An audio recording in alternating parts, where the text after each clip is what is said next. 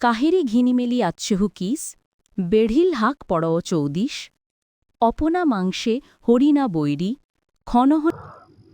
আসসালামু আলাইকুম প্রিয় শিক্ষার্থীরা, আদর্শ বাংলা চ্যানেলে তোমাদের সবাইকে স্বাগতম।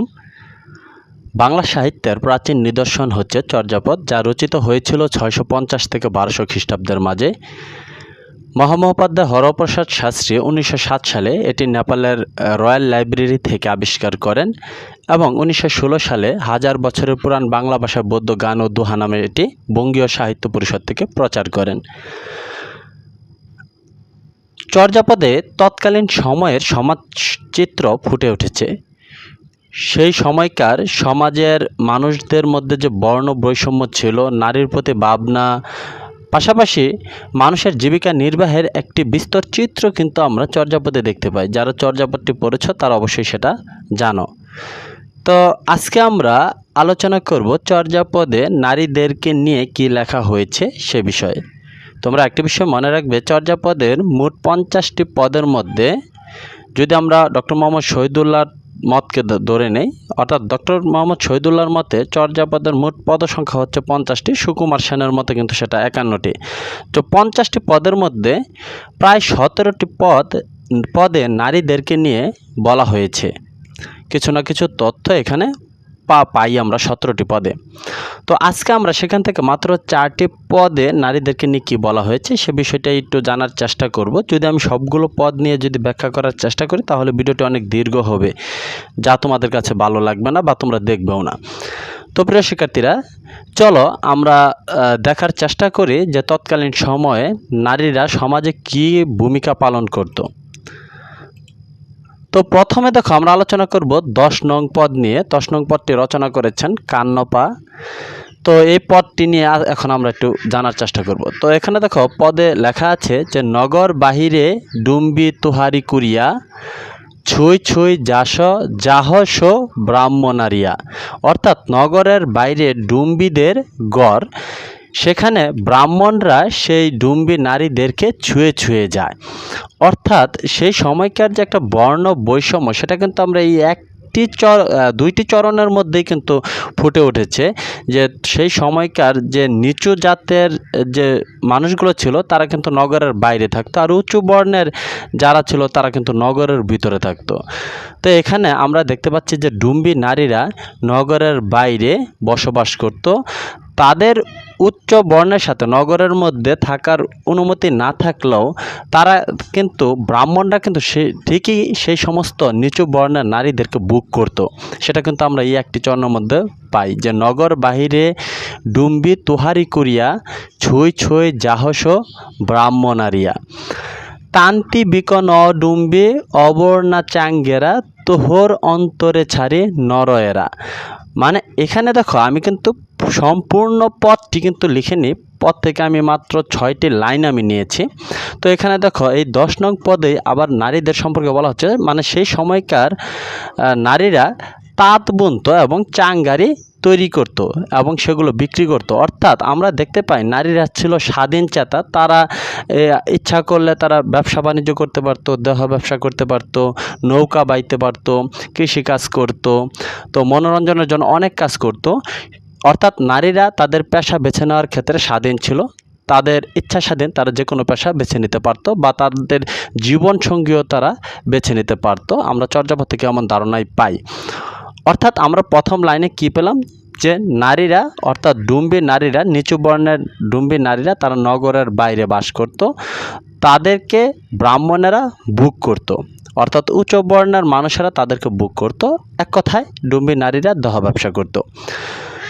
তারপর আমরা দ্বিতীয় এই 2টি লাইনে আমরা দেখতে পাই যে তান্তি বিকন ডুম্বি, অর্থাৎ ডুম্বি নারীরা তাঁত বুনে অবর্ণা চাঙ্গেরা, এখন তারা চাঙ্গারি আর তৈরি করে না। অর্থাৎ এক্ষেত্রে আমরা বুঝতে পারছি যে ডুম্বি নারীরা চাঙ্গারি তৈরি করত এবং তাঁত বুনত, এখন তারা তাঁত বুনে চাঙ্গারি তৈরি করে না। তোহর অন্তরে ছাড়ি নরয়েরা, মানে তোর জন্য আমি নরয়েরা ছেড়ে দিচ্ছি। নরয়েরা মানে নটপটিকা, অর্থাৎ সাজসজ্জার যে বাস্ক সেটা কান্নপা আর কি ছেড়ে দিচ্ছে। এখন সে সেই ডুম্বি নারীকে চায়, তার জন্য সে সব কিছু ছেড়ে দিতে রাজি আর কি, এরকম অর্থ প্রকাশ পাচ্ছে। তো এখানে আমরা নারীদের ব্যবসা বাণিজ্যের একটি দিক এখানে আমরা পাই, সেটা হচ্ছে নারীরা তাঁত বুনতো সেই সময়, চাঙ্গারি তৈরি করতো, সেগুলো কিন্তু তারা বাজারে বিক্রি করত। তারপর আমরা নিচের দুইটি লাইন আমরা দেখতে পাই যে একশে পদুমা চৌশুরি পুখুরি। এখানে দেখো পদুমা শব্দের অর্থ হচ্ছে পদ্ম ফুল। একশে পদ্ম ফুল, তার 64টা পাপড়ি। একশে পদুমা চৌশুরি পুখুরি, তহিচরি নাচ ডুম্বি বাপুরি। অর্থাৎ তার উপরে চড়ে ডুম্বি বাপুরি নৃত্য করে। তো এক্ষেত্রেও দেখো আমরা তৎকালীন সময়ে যে নারীরা যে নৃত্যকলায় পারদর্শী ছিল তার কিন্তু একটি চিত্র কিন্তু আমরা এই দুইটি লাইনের মধ্যে কিন্তু পাই, যে একশে পদুমা চৌশুরি পুখুরি, তহিচরি নাচ ডুম্বি বাপুরি। অর্থাৎ একটা পদ্ম ফুল যার 64টা পাপড়ি, সেখানে চড়ে ডুম্বি নারী নৃত্য করে। তো এরকম আমরা পাই। তো পরে চলো আমরা ব্যাখ্যা করি। 14 নং পদ নিয়ে এখন আমরা আলোচনা করব। এটি লিখেছেন ডুম্বিপা। তো ডুম্বিপা দেখো এখানে লিখেছে যে নারীরা যে নৌকা চালানোর কাজ করত, সেই দিকটাও কিন্তু এখানে ফুটে উঠেছে। যে এখানে দেখো বলা হচ্ছে যে গঙ্গা যৌনা মাঝেরে বহই নাই, তহি বুড়িলা মাতঙ্গি পইলা লীলে পার করেই, বাহত ডুম্বে বাহল ডুম্বে বাটত বইল উসারা, সদ্গুরু পাও পয়ে যাইব পুনু জিনৌরা। অর্থাৎ এখানে দেখো যমুনা নদীর নাম কিন্তু উল্লেখ আছে। এটা কিন্তু তোমাদের সংক্ষিপ্ত প্রশ্নের কিন্তু আসে যে কোন নদীর কথা উল্লেখ আছে। এটা হচ্ছে যমুনা। গঙ্গা যমুনা দুইটি নদীর কথা কিন্তু চর্যাপদে উল্লেখ আছে। গঙ্গা যৌনা, যৌনা শব্দ অর্থ হচ্ছে যমুনা নদী। তো গঙ্গা যমুনা মাঝেরে বহই নাই, গঙ্গা যমুনা নদীর মাঝে নৌকা বয়, তহি বুড়িলা মাতঙ্গি পইলা লীলে পার করে। সেখানে বুড়ি মাতঙ্গি নৌকা দিয়ে লোক পারাপার করে, বাহত ডুম্বি বাহল ডুম্বি বাটত বইল ছাড়া। অর্থাৎ বাহ ডুম্বি তোর নৌকায় যাত্রী বসলো, সদ্গুরু পাও পয়ে যাইব পুনঃ জিনৌরা। সদ্গুরু পাইলে বা সদ্গুরুর দীক্ষা নিলে তবে জিনপুর, অর্থাৎ এই জীবনচক্র থেকে মুক্তি পাওয়া যাবে, জিনপুরে যাওয়া যাবে, এরকম তথ্য কেন প্রকাশ পাচ্ছে। তো আমাদের দেখো আজকে কিন্তু আমরা এটার গুড়ার্থ নিয়ে আলোচনা করব না। গুড়ার্থ নিয়ে আলোচনা করলে ভিডিওটা আরও অনেক দীর্ঘ হবে। আমরা শুধুমাত্র ব্যাচার্থ নিয়ে আলোচনা করব। অর্থাৎ পদগুলো পড়লে আমাদের সামনে যে চিত্রগুলো ফুটে ওঠে শুধুমাত্র আমরা সেই বিষয়টা নিয়ে আলোচনা করব। আমরা জানি যে বৌদ্ধ সহজিয়া সম্প্রদায়ের লোকেরা ছিল তান্ত্রিক। তারা এখানে সান্দ ভাষায় চর্যাপদগুলো রচনা করেছে, যেটার দুইটা অর্থ আছে। একটা হচ্ছে প্রত্যক্ষ আর একটা হচ্ছে পরোক্ষ। প্রত্যক্ষ যেটা তুমি পড়লেই দেখতে পাচ্ছ, মানে আমাদের চোখের সামনে যে অর্থটা ভেসে ওঠে সেটা। আর এটার একটা গূঢ়ার্থ আছে যেটা গোপন, সেটা নিয়ে ব্যাখ্যা করলে, যেমন এখানে ধরো গঙ্গা যমুনা মাঝের বহই নাই, গঙ্গা যমুনার মাঝে নৌকা বয়। এক্ষেত্রে পানির স্রোতকে, জীবনের যে সময় সেটাকে নিয়ে সেটা ধরা হয়েছে। নৌকাটা হচ্ছে আমাদের দেহ, শরীর। তো এই শরীরের ভিতরে আমাদের কি আছে, রুহ আছে, সেই নদীতে বয়ে চলেছে। এখন যদি আমরা সদ্গুরুর দীক্ষা লাভ করি তাহলে এই যে জীবনচক্র, সেই জীবনচক্র থেকে আমরা জিনপুরে যেতে পারবো, অর্থাৎ আমরা মুক্তি পাবো। এই যে দেখো গুড়ার্থটা এখানে কিন্তু এটা কিন্তু গোপন অর্থ। আর বাহ্যিক অর্থ কি, গঙ্গা যমুনা নদীর মধ্যে ডুম্বি নারীরা নৌকা দিয়ে যাত্রী পারাপার করত। তো এখানে কিন্তু দেখো তৎকালীন সময়েরও কিন্তু একটা চিত্র ফুটে ওঠে যে নারীরা আসলে নৌকা দিয়ে যাত্রী পারাপার করত। পাশাপাশি এটার গূঢ়ার্থ হচ্ছে এখানে জীবনের যে একটা মুক্তির যে উদ্দেশ্য, কিভাবে মুক্তি পাওয়া যায় সেই দিকটা এখানে ফুটে উঠেছে। তো আশা করি তোমরা বুঝতে পেরেছ যে নারীরা সেই সময় নৌকা বাইতে পারতো বা নৌকা দিয়ে যাত্রী পারাপার করার কাজটিও তারা করতো। এখন আমরা দেখো 3 নং পদ নিয়ে আলোচনা করব। এই 3 নং পদটি লিখেছেন বিরূপা। তো 3 নং পদে বলা হয়েছে একশে শুন্ডিনী 2 গড়ে সান্দ, চিয়ন বাকল বারুনি বান্দ। অর্থাৎ এখানে দেখো বলা হচ্ছে একশে শুন্ডিনী, অর্থাৎ শুন্ডিনী নারীদেরকে নিয়ে কথা বলা হচ্ছে যারা মদ তৈরি করত।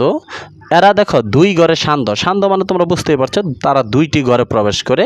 চিয়ন বাকল বারুনি বান্দ, তারা চাল এবং গাছের ছাল বাকল দিয়ে, অর্থাৎ বাত এবং গাছের ছাল বাকল দিয়ে তারা বারুনি মানে মদ বানত, অর্থাৎ মদ তারা তৈরি করত।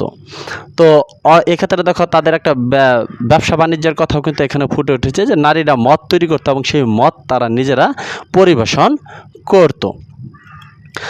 এখন দেখো সর্বশেষ আমরা 2 নম্বর পদটি নিয়ে আলোচনা করব। 2 নং পদে কুকুরিপা লিখেছেন দিবসই বহুরি কাহই ডরে বাও রাতি বইলে কামরুজা, অর্থাৎ দিবসে যে বউ কাক কাক দেখে ভয় পায়, রাতের বেলা সেই স্ত্রী কামরূপ যায়। অর্থাৎ এক্ষেত্রে আমরা দেখতে পাই যে তৎকালীন সময়ে নারীরাও পরকীয়া প্রেমে আসক্ত ছিল। অর্থাৎ নারীরা তাদের জীবনসঙ্গিনী বেছে নেওয়ার ক্ষেত্রে স্বাধীন ছিল। তারা দিবসে যে বউটা কাক দেখলেই ভয় পায়, সেই বউটা কিন্তু রাতের বেলাতে কিন্তু ঘরের বাইরে চলে যায়, কামরূপ যায়। তো তোমরা এই ব্যাখ্যাটাও তোমরা বুঝতেই পারছো। তো প্রিয় শিক্ষার্থীরা, এখানে দেখো আমরা মূলত 4টি পদের আংশিক বিষয় নিয়ে আমরা আলোচনা করলাম। তো চর্যাপদে মোট 17টি পদে নারীদেরকে নিয়ে বলা হয়েছে। 17টি পদ নিয়ে ব্যাখ্যা বিশ্লেষণ করলে ভিডিওটি অনেক দীর্ঘ হবে। তো তোমরা যদি আরও ব্যাখ্যা বিশ্লেষণ চাও তাহলে অবশ্যই কমেন্ট করে জানাবে, আমি ব্যাখ্যা দেওয়ার চেষ্টা করব। সম্পূর্ণ চর্যাপদ তোমাদেরকে পাঠ করেও শোনাবো। যদি তোমরা চাও অবশ্যই আমাকে কমেন্ট করে জানাবে। তো প্রিয় শিক্ষার্থীরা, আজকের ভিডিওটি এ পর্যন্তই। সবাই ভালো থাকবে, সুস্থ থাকবে। আসসালামু আলাইকুম।